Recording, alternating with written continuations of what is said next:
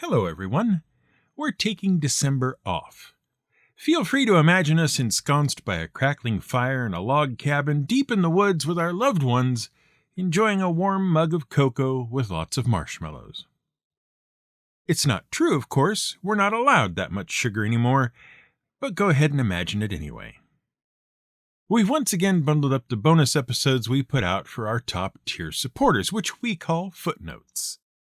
They make 2 nearly hour-long collections for you to listen to, and we sincerely hope you enjoy them.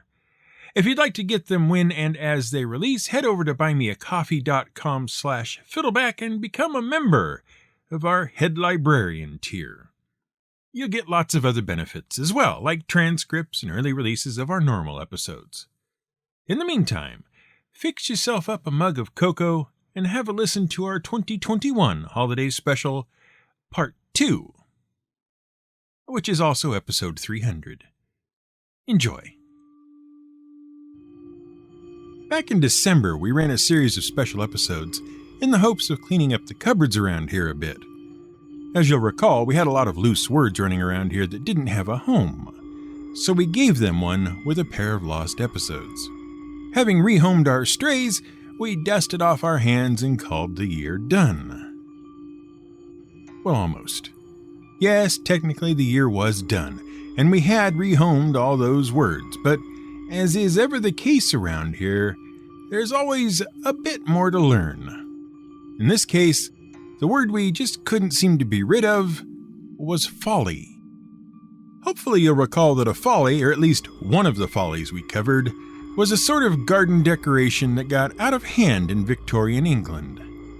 People went around essentially building new ruins, so they could have something interesting to look at in the garden when all the plants got boring. So many fake Roman temples, false castle ruins, and faux Chinese pagodas were put up that an entire industry sprung up as one wealthy landowner after another tried to outdo each other. And it wasn't just confined to England either. Practically every European country got in on the act, along with India, Jamaica, and even Canada. And also the United States. Which brings us around to the story we want to tell you about a place in Florida called Coral Castle. And it wasn't even a Victorian-era folly. It wasn't built until 1923. The story starts in Latvia with a young man named Edward Līdzkalnis. At 26 years old, he was engaged to marry a girl 10 years his junior when, the day before his wedding, she suddenly called the whole thing off. Naturally upset, he took ship to America and headed to South Florida, as you do. Along the way, according to either Ed himself or one of those hearsay rumors that crop up around these sorts of things, he contracted tuberculosis, which supposedly nearly killed him, but fortunately was cured by Ed himself, thanks to the use of magnets. Which is, of course, where the story really starts to get interesting. Arriving in Florida City, Ed set about building Ed's place. Florida City is about as far south as you can get in Florida without having to swim at least part of the way. In 1923, it was a remote, underdeveloped place, which seemed to be just how Ed liked things. It let him work his magic in solitude.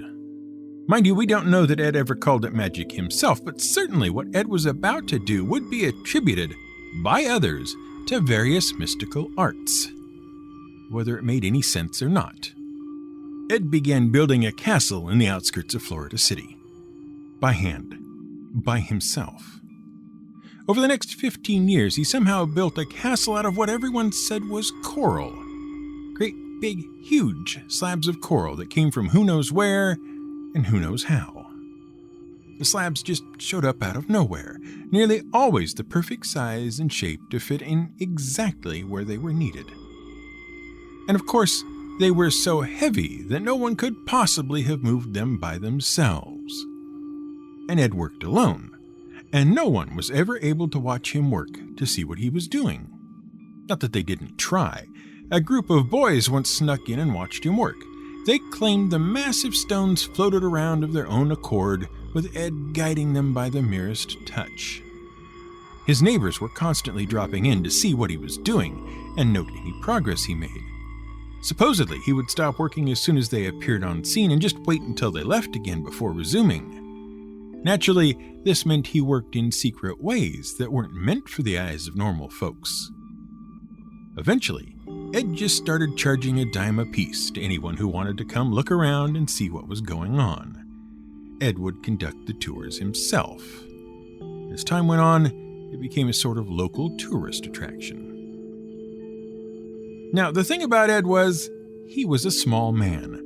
Wiry and skinny, most people say, not over 110 pounds according to some. Yet he was somehow capable of lifting and moving 30-ton blocks into position to build his castle. Some claimed he used magnetism, others anti-gravity, and Ed did nothing to dispel the idea. In fact, it seems he actively encouraged it, even going so far as to write an incomprehensible book on the subject of magnetism. It doesn't reveal any secrets, nor does it demonstrate a complete understanding of the subject on the part of the author, but at least it gives you a bunch of experiments to do that may or may not result in severe burns or electrocution. Anyway, about 1935 or 36, something happens. Either he is mugged by a bunch of guys for what little money he had, or encroaching land development began to crowd the castle. Different versions of the story give different reasons. Themistocles decided to up sticks and move the castle to a similar piece of land near Homestead, Florida, where it can be found today. To do so, he used not magnetism or anti-gravity, but the rather pedestrian method of loading it block by block onto trucks and driving to the new location. By now, the castle's reputation is spread far and wide, and so Ed begins charging people a quarter for tours of the reassembled castle. It becomes a more or less regular tourist stop for people far and wide.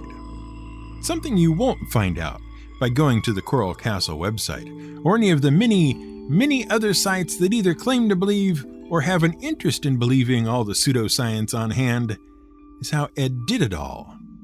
How did a skinny little man lift tons of rock into the air and assemble a castle out of it all? Well, it turns out to be incredibly simple if what you have is a lot of time and not much else to do. It's mostly hard work. And the mistake most people make when explaining how Ed accomplished it all is assuming that because they themselves don't want to put in the required amount of effort, neither does anyone else, and so they won't, which only leaves mysticism to explain things. In reality, Ed was a man with a lot of time and some good tools on hand to do the work with. It's just that simple. The castle isn't made of coral. It's made of something called oolite, which is basically a sedimentary type of rock made by sticking a bunch of small pebbles of calcium carbonate and other kinds of rocks together. Probably if you have an aquarium, you have a bunch of the stuff sitting at the bottom of it as a substrate. There may be coral in it, but it isn't coral. Numerous photographs of Ed taken over the years and of Ed's tool shed show just the sort of equipment you would need to cut, shape, lift, and move tons of rock around, even on your own. But we suppose that isn't interesting to the tourists, which is how Ed financed his admittedly ascetic lifestyle. It certainly wasn't interesting to Leonard Nimoy and the In Search of crew when they came around to film the place. You can find that online. What was interesting to everyone, though, was why Ed did it. Why spend all that time and effort building a ridiculous castle out in the middle of nowhere? Ed was happy to tell you. Having proved his worth by building Coral Castle, he was waiting for his sweet 16 to return to him. His bride-to-be that never was. September was a little odd, what with a lost episode in the mix. In addition to the usual cleanup duties of lost episodes, we also got a couple of other items off our list with a short episode about whips and a much longer episode about giants. And really, we bypassed one of the more interesting cases of giants in history in order to streamline the episode a bit. But now that it is bonus episode time, we can tell you all about the most sensational giant of all time, the Cardiff Giant. George Hull was, nominally, a tobacconist. At least, if anything could be said about the way he made his living, it was that he was most recently a tobacconist. Mostly. Hull was the sort of man who was always chasing the next big thing and never quite catching it. The only other definite thing you could say about Hull was that he was a confirmed and devout, if that word can be made to apply, atheist. Which is why, when he found himself in Iowa trying to smooth the way for a shipment of cigars and ran into a traveling revivalist preacher named Reverend Turk, he took against him almost immediately.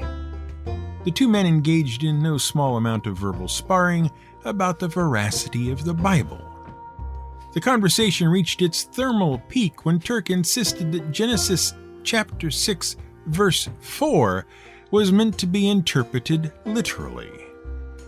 For those of you unfamiliar with the verse in question, the first portion of it reads, "There were giants in the earth in those days, and also after that." Well, Hull became nearly apoplectic at the suggestion that such a thing was true.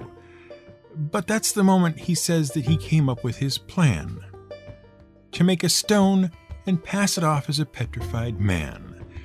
Hull reckoned that most people were gullible enough to buy it. So, over the next several years, Hull spent time and money organizing his object lesson to humanity. He had stone quarried in Iowa and shipped to Chicago, where it would be carved into the requisite shape. A shape which looked like a suitably enlarged George Hull, sans hair, but with at least one prominent, let's call it a compliment, shall we? At any rate, Hull had the finished statue shipped to his brother-in-law, William Newell's farm. By now, nearly 3 years had passed since Hull's initial inspiration, but Hull remained unhurried and patient. The statue was buried behind Newell's barn, covered in clover, and allowed to settle. Finally, in October of 1869, Newell received word that he was to go ahead and discover the statue. The Washington, D.C. newspaper, National Republican, carried the story as follows. A fossil giant, singular discovery near Syracuse. A remarkable discovery has been made in the town of Lafayette, Onondaga County, New York. A human form of huge proportions, entirely petrified, was found under the following circumstances. About 12 miles south of Syracuse, near Cardiff, lives a farmer named William Newell. Saturday afternoon, in company with a hired man, he began to dig a well in a meadow in the rear of his barn. About 2.5 feet below the surface, they struck upon what they supposed to be a large stone, and Mr. N went for a crowbar to remove it. Before he returned, however, his man had uncovered 2 large stony feet and legs. Continuing their digging, they brought to light the perfect figure of a man of more than a giant's size, and as solid as though chiseled out of the rocks of Onondaga. Some conception of the sensation it has produced here may be formed when I give you a few of the actual measurements. The total length from the top of the head to the lower surface of the instep is 10 feet 2.5 inches. Across the shoulders the width is 3 feet. Across the palm of the hand 7 inches. The large finger is 8 inches long. The thigh is 12 inches, and the leg below the knee 9 1/3 inches thickness. The figure was found lying on the right side, one hand placed upon the abdomen, the other upon the back, and the left leg thrown across the right. The resemblance is complete. Everything is there. The wrinkles about the eyes, the Adam's apple in the neck, the full veins, the prominent muscles and bones, the natural swell of each rib, the clearly defined nails, both of the hands and feet. The face and the features were decidedly Caucasian. The article goes on to say that the figure has been inspected by numerous experts from around Syracuse, and they, in their considered opinions, have decided that the fineness of the features, the perfection of its preservation, and the location it was found in all preclude the possibility that the Cardiff Giant could be anything other than the petrified remains of an actual living being. So certain were they that there were already speculators on hand making offers to buy the figure outright, with sums reaching into the tens of thousands. Newell had already set up shop himself inside a tent where he charged would-be viewers 50 cents a head to see the giant. word spread and people came from miles around. Only one wrong note was sounded in the paper's reporting. One person, a Dr. J.F. Boynton, geologist and lecturer, had gone to see the giant and come back with the opinion that it was a statue and not a real person, perhaps carved by a 16th or 17th century French Jesuit. The paper claimed this only made things all the more mysterious. By the weekend, as many as 2,600 people a day were going through the tent at least once to have a look, many of them having taken special trains at $1 a seat to get there, and roadside eateries were springing up overnight to cater to the masses. It all came to an end eventually, of course. As more people were able to examine the statue, certain parts of the story behind it failed to add up. The gypsum used to make it was of a soluble kind, meaning that if it had lain in state where it was discovered for all those years, there was no way fresh tool marks would be visible on it. Never mind the fact that there were tool marks at all. Others pointed out that the location selected for the well did not particularly recommend itself to having a well put there, since there was no water to draw up in the area. Hull, however, was still getting a good laugh out of his interest in the giant as, for every objection that was raised, an equal raft of theologians and preachers stridently proclaimed the giant's authenticity. Eventually, Hull got out from under the hoax by selling his interest in the giant for what amounts to $500,000 in today's money, to a 5-man syndicate who then moved the giant to Syracuse itself for exhibition. P.T. Barnum famously offered to buy the giant for $50,000, but was turned down and so made his own covert copy of the giant and proclaimed it to be the original and the one owned by the syndicate a fake. The syndicate took Barnum to court, but found the judge to be unsympathetic, saying they would have to get the giant to testify to its own authenticity before they could make the case. Finally, in December of 1869, 2 months after the giant had been discovered, Hull came clean and admitted everything to the press. In February, the case against Barnum was finally thrown out when the judge made the obvious point that the syndicate couldn't sue Barnum for calling their giant a fake when it was, in fact, fake. And you'll no doubt be interested to know that the man from the syndicate, David Hannum, had a most interesting quote when he was asked to comment on people rushing to see Barnum's copy of the giant under the pretense of it being the real deal. You see, it was he who said, "There's a sucker born every minute," and not, as we've come to believe in the intervening years, Mr. Barnum himself.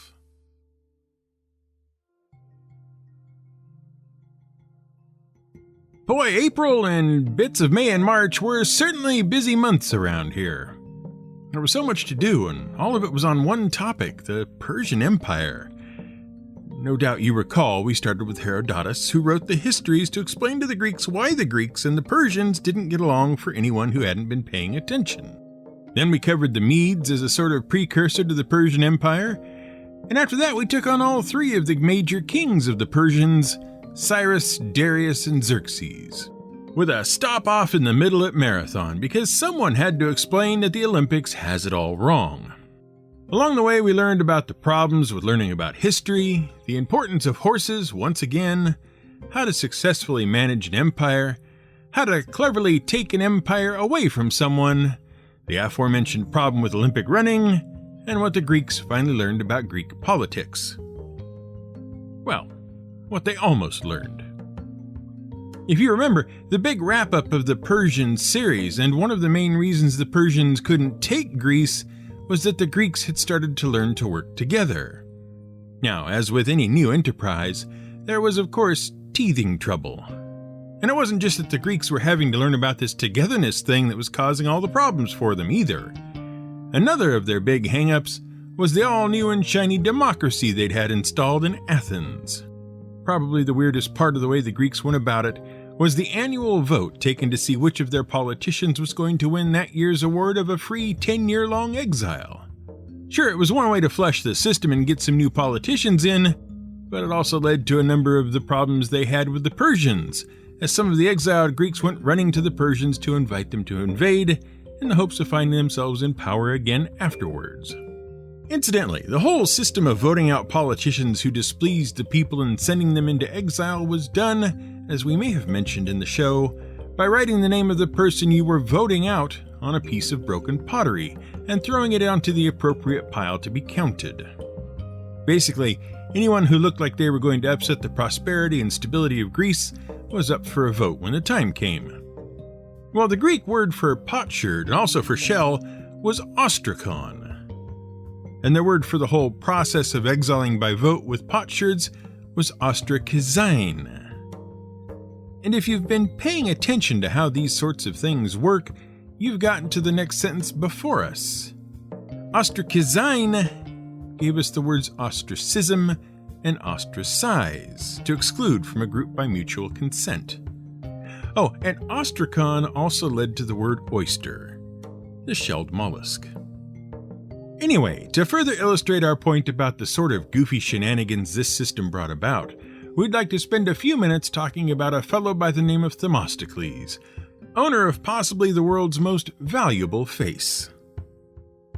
Themistocles was born about 524 BCE and became an Athenian politician and general, which is something most politicians, and indeed most generals, did. However, Themistocles was a bit different from all the other politi-generals Athens had had up to that point. See, he wasn't a member of the aristocracy, which was something, until the trial run of democracy, you had to be to hold any real power in Athens up to that point. Instead, he was the darling of the lower classes, and so as a populist, got himself voted into the position. Amazingly, he was good enough at it that he found himself in 493 BCE made archon. Now, the exact history and usage of the word archon is a bit fuzzy when it comes to what it meant at the time in Greece. But essentially it meant, during Themistocles' time, that he became one of 3 more or less rulers of Athens. Incidentally, archon comes from the same root as words like monarch and hierarchy. Archons were basically the rulers. As archon, Themistocles took a keen interest in the Athenian fleet, which, if you recall, there wasn't much of.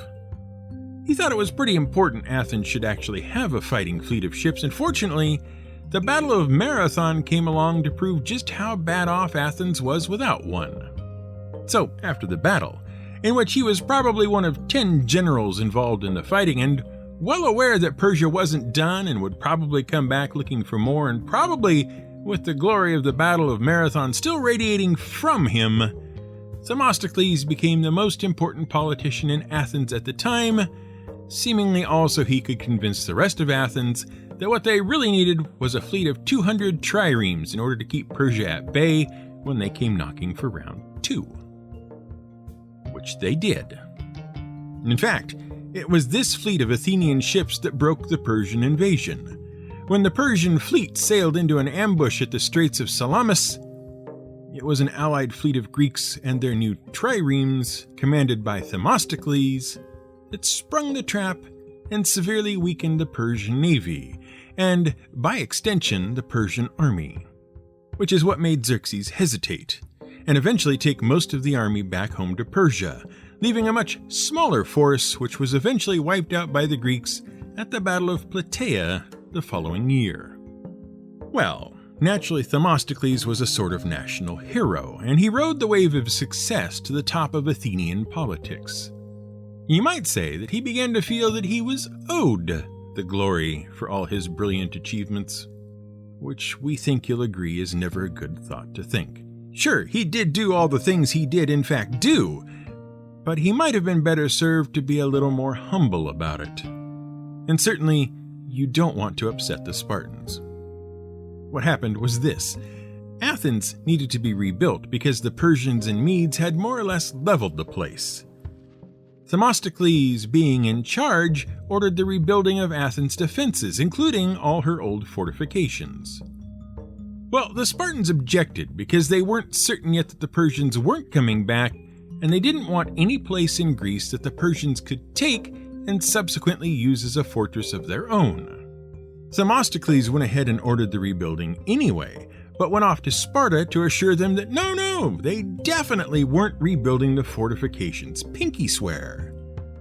He even invited the Spartans to come look for themselves, and they did.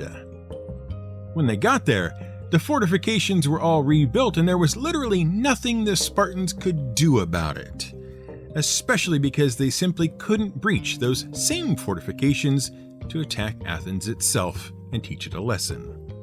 After that, Sparta never fully trusted Athens again and held a particular grudge against Themistocles for deceiving them. Meanwhile, his arrogance continued to grow, or so it seems. It might also just be that several prominent citizens had become jealous of Themistocles, and so things came to a head, and with Sparta actively working against him by this point, and even implicating him in the treason of one of their own generals, it wasn't long before Themistocles, who had once been a hero of the common man, found himself ostracized, voted into exile. For a time, everywhere he attempted to settle, the Spartans were there with their accusations and threats soon after. Well, where do Greek exiles go when things go badly? That's right, Persia. By now, Xerxes' son, Artaxerxes, is on the throne, and Themistocles basically throws himself on the mercy of the king. In exchange for which, and for a year's grace to properly learn the Persian language, he would agree to serve Artaxerxes, which is exactly the kind of thing a Persian king wants: complete mastery over a dangerous and important foe. And we remember how Persia treated its enemies that capitulated. Pretty well, actually. Eventually, Themistocles is appointed governor of Magnesia, an Ionian city, a position he holds for the rest of his life. And you remember, we said he had probably the most valuable face ever? Well, if you remember our episode about coins, you recall King Croesus, who pops up in the Persian episodes as well. He created the first coins made of precious metals and set about revolutionizing the whole money thing.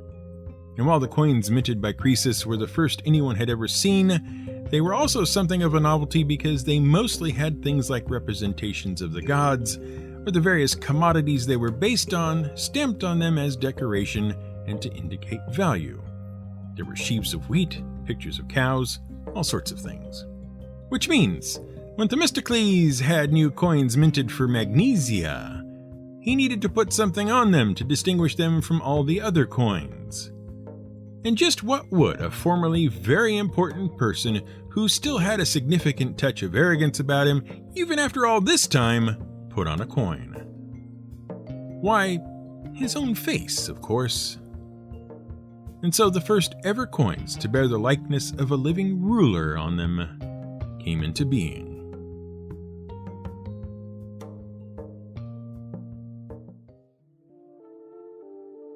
In July, we discussed a number of interesting topics, from the medieval joust, to the canon of our favorite shows, to the Swiss Army and their debilitating disease of nostalgia. Perhaps, though, you remember fondly our episode entitled Supernatural, in which we discussed not only the phenomena of spontaneous human combustion, but also how to lead your players into a supposed supernatural situation with completely mundane explanations. Now, as part of that research, we came upon many interesting facts, including that the most recent case of spontaneous combustion appears to have been that of Michael Faherty in 2010. His body was discovered by his neighbor when he found smoke pouring from Faherty's house early one morning. After an investigation, the coroner in the case ruled that Mr. Faherty had been a victim of spontaneous human combustion, which startled more than a few people who figured the open fireplace he was found in front of would have had more to do with it. Still in all, it's incidents like this that keep people believing in the phenomena as an unexplained event with no rational cause, rather than a sad set of circumstances with a logical cause and effect, if only one could look hard enough. But that was not the most interesting thing we turned up while working on the episode. Indeed, it was part of the research, but far more interesting to us, which is not to say amusing, were cases of, apparently, spontaneously exploding animals. That's right, exploding, not combusting. although presumably some of them did combust after the explosion. It is generally agreed that there are two causes for exploding animals, either through natural causes or because of human activity.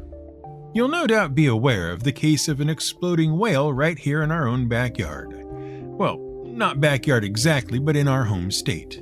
In 1970, the carcass of a sperm whale washed ashore on the beach of Florence, Oregon, and the Oregon Highway Division, for reasons which may never make any actual sense, were tasked with disposing of it. As far as we know, there are no highways on the beach there, but there you go. Anyway, it was decided that the thing to do first was to break up the carcass, and the easiest way for the Highway Division to do this was to employ some strategically placed dynamite. Well, once you say dead whale and dynamite in the same sentence, everyone turns out to have a look at what will definitely not turn into an embarrassing fiasco for all concerned. Let's just say that no one within 800 feet of the whale and the dynamite thought they might need an umbrella that day when they started out, but they sure wished they had one afterwards. Some parts of the originally 45-foot-long, 16,000-pound whale landed on and totaled a new convertible car, which had just been purchased by an explosive expert who happened, for unrelated reasons, to be in town that day, and who had warned the crew working on the whale that 20 cases of dynamite was way too much. Turns out, he was right.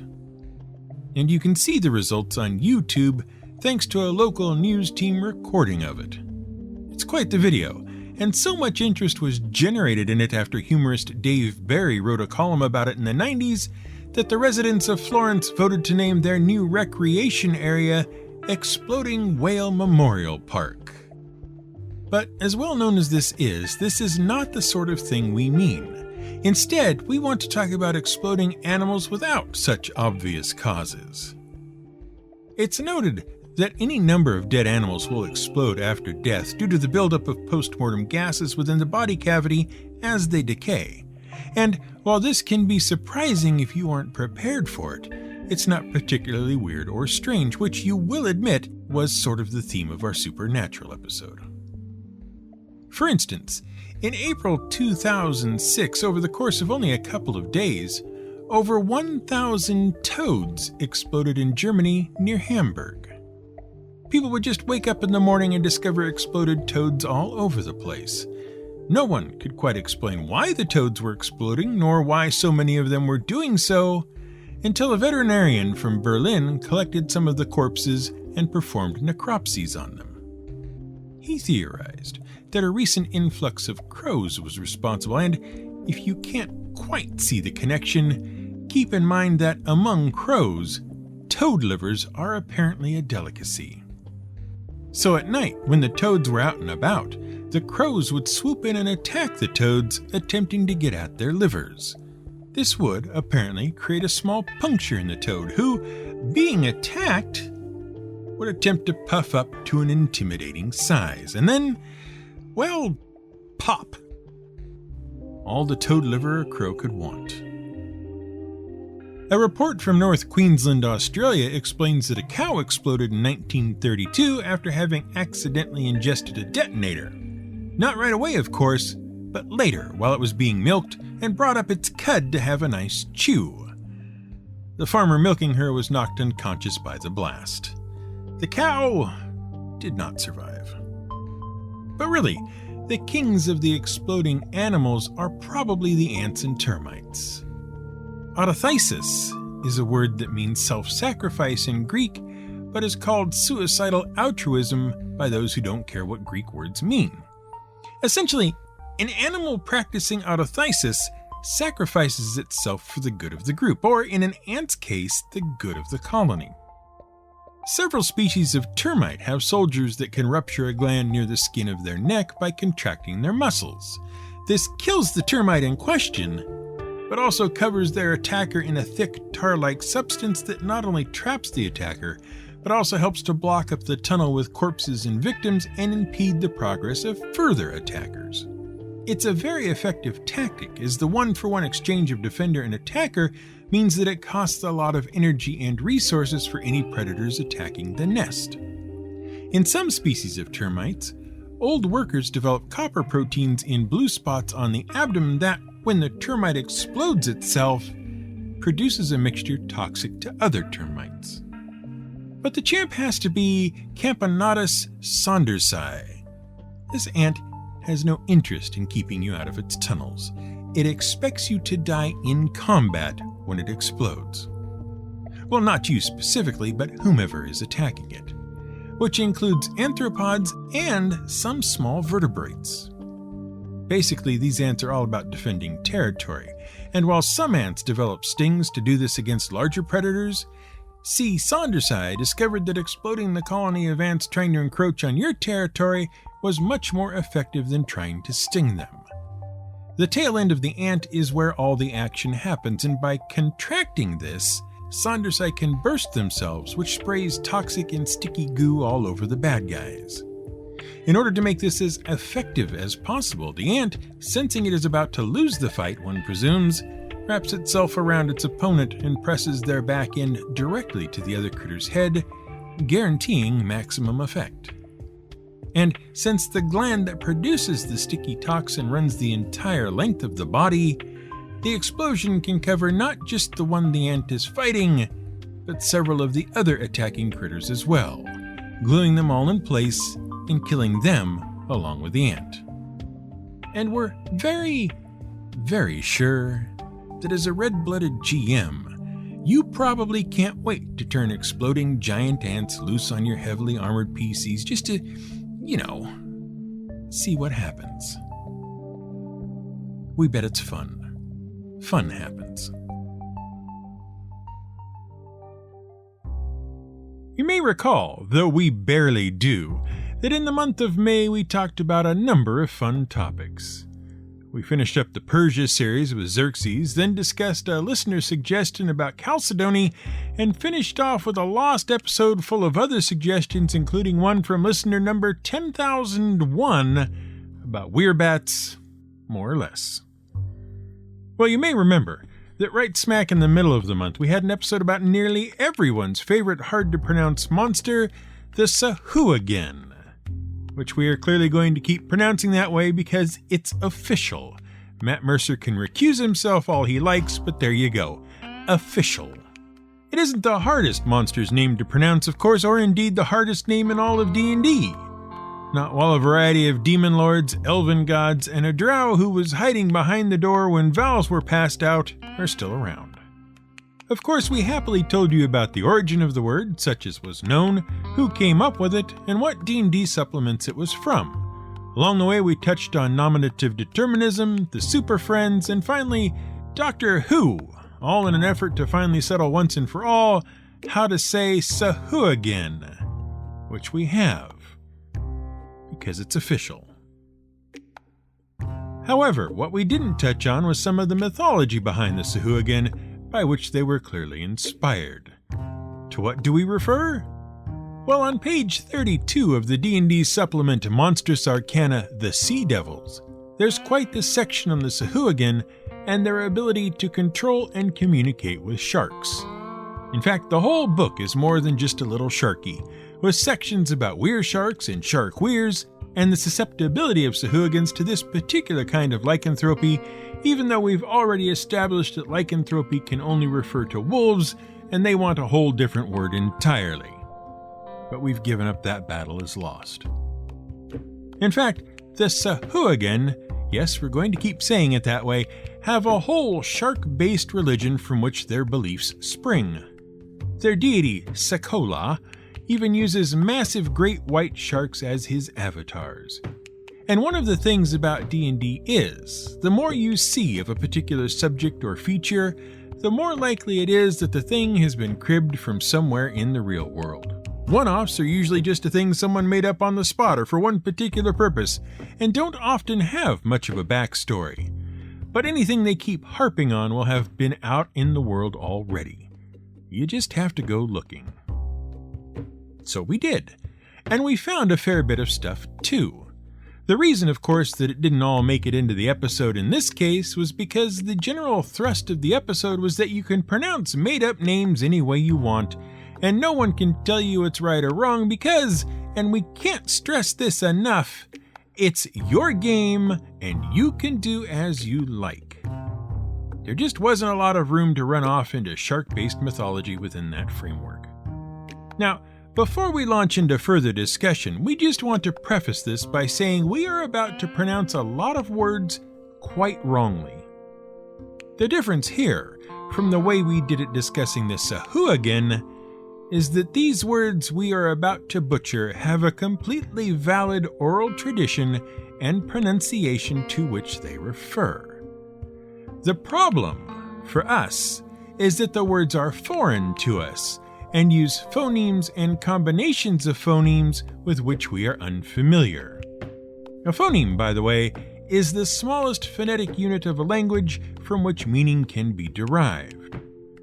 We're all for making silly fantasy names yours by pronouncing them as you see fit at your table, but when it comes to real names of real things that are important to real people, well, we do try to do our best. But being American, we're already working with a handicap. We'll do our best, and we mean no offense. Hawaii has a fascinating and varied religion centered, as you might imagine, around the things which are most frequently observed on the chain of islands making up the state. The goddess Pele, for instance, is the goddess of volcanoes and fires, and also credited with creating the Hawaiian Islands in the first place. A natural enough belief given that you can watch the lava flowing into the sea and making more island without too much effort even to this day. And, being a people that live next to the sea on all sides, they, of course, have a number of gods related to the animals of the sea, not the least of which is the shark. Kamoho'ali'il is a shark god and brother to several other gods, including Pele.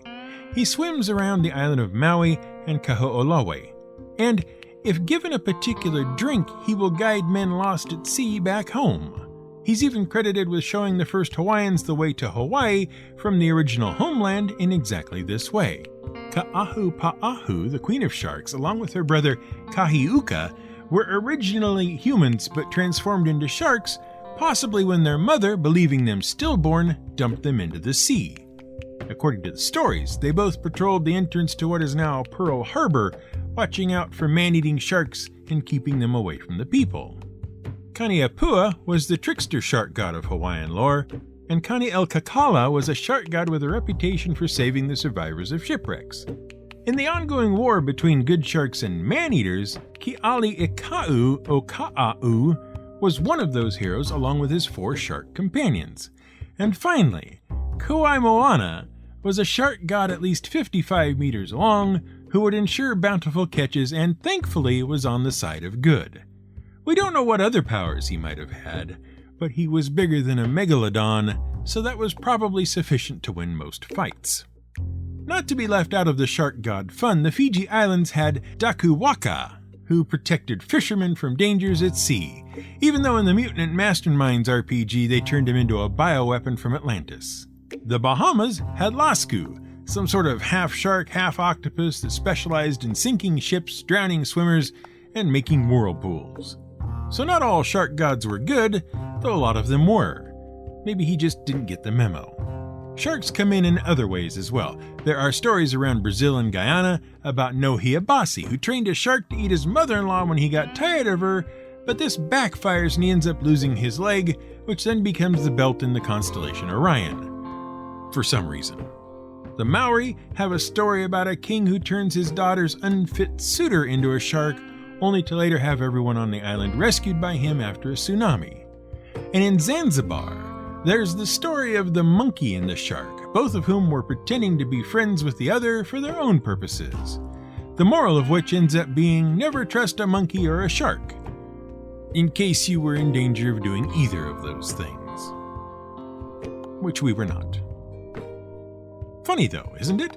So many stories about good shark gods protecting and helping their people, and yet the Sahuagin got saddled with Sakola, who just doesn't care about them at all, really, so long as the sacrifices keep coming. Must be a Jaws thing.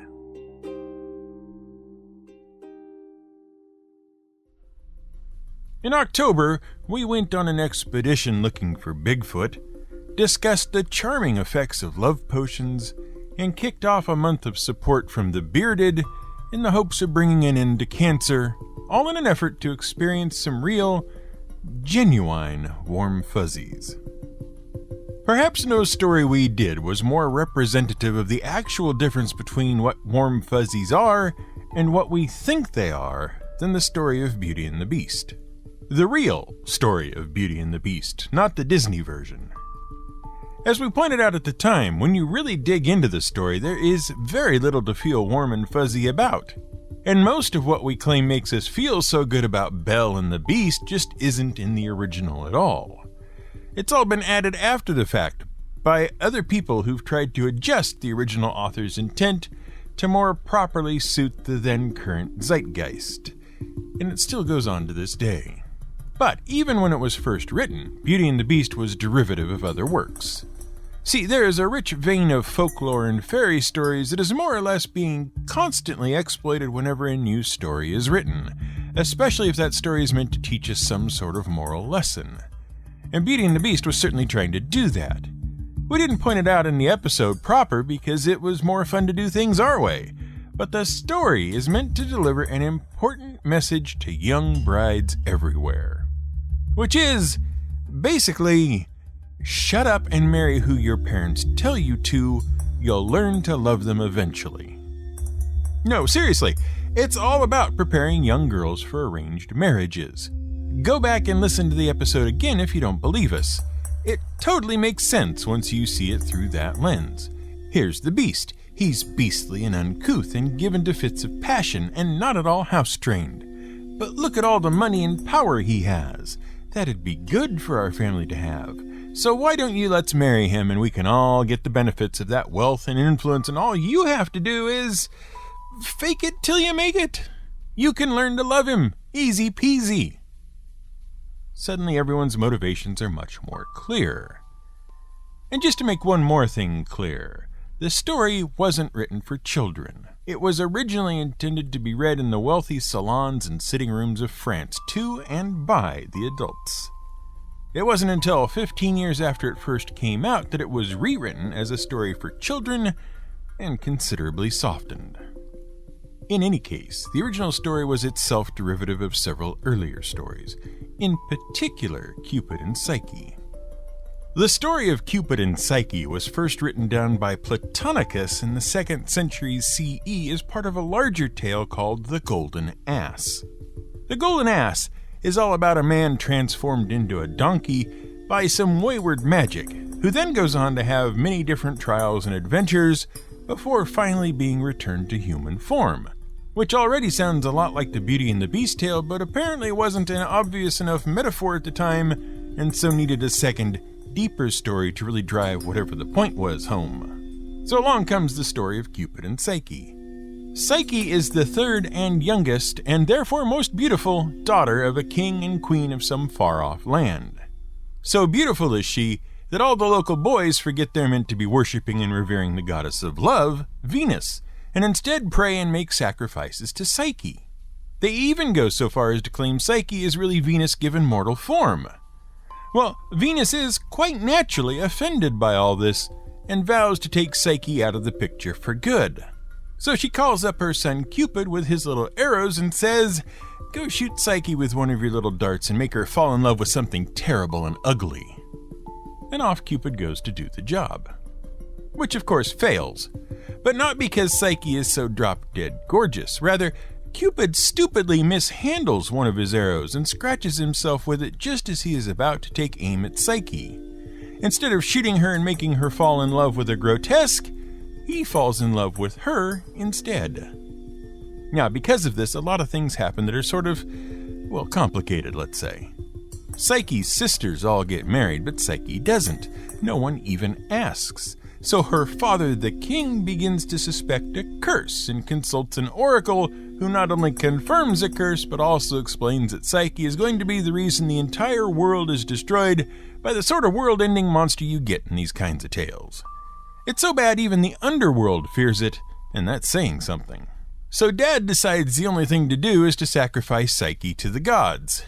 Up they climb to a mountain, he offers her up, but instead of being killed and dying, the wind picks her up and carries her away to far-off parts.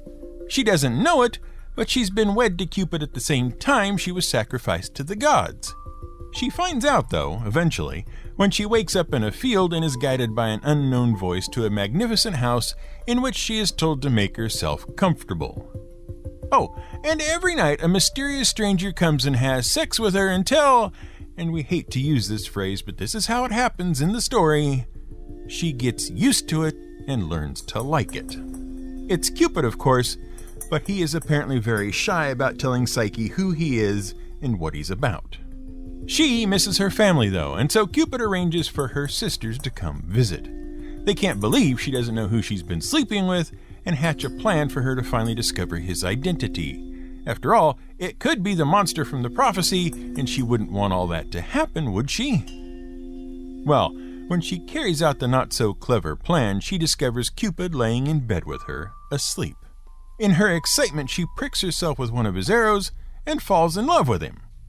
As a way of saying how much she now loves him, she accidentally spills hot oil on him, scaring him off and away. In stumbling around and chasing after him, she eventually runs into her sisters again back at their home. She tells them who she's been sleeping with all this time, and they instantly become so jealous of her that they try to offer themselves to the gods too. But when they fling themselves from the same mountaintop she did, the wind takes one look at them and says, "Uh-uh," and allows them to fall to their deaths. Anyway, a lot of other things happen. So much so that the book, The Golden Ass, turns out not to be so much about the adventures of the titular character as it is about the story of Cupid and Psyche. Psyche visits some temples to other gods, and thanks to some good work she does there, manages to get them on her side, even though they can do nothing to help her against Venus. So Psyche goes to the temple of Venus and offers up her services there.